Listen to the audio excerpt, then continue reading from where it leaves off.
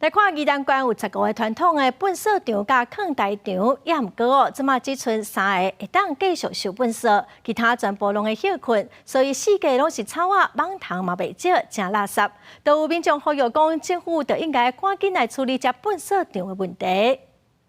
这个围起来，内面树啊、草啊发甲规个土地，是宜兰市建南卫生粪扫场，已经封起来服务18年，不过全网虫也够抓。你看这个步道啊，对吧？还有让大家那个骑脚踏车啊，有时候在运动啊，你如果说这里作为一个比较那个好的一个景观的话，是不是要吸引更多的人过来？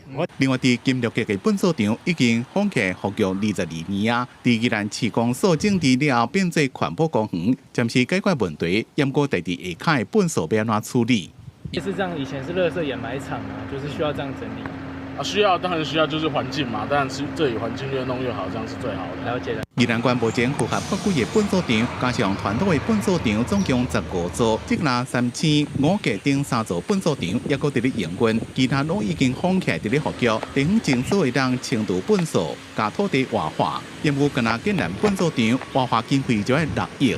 环境有比较多的诱因来协助共同开发，或者是能够搭配地方性的一些建设，可能会是比较好的时机。若是政府环境部来补助，以后土地也只可能会让贷废弃物。要过若是县政府家己编预算，土地虽然会当家己运用，要过有财政负担，而且活化了土地的价值是比成本更较少。经济效益无好，即马唔知要安怎是好。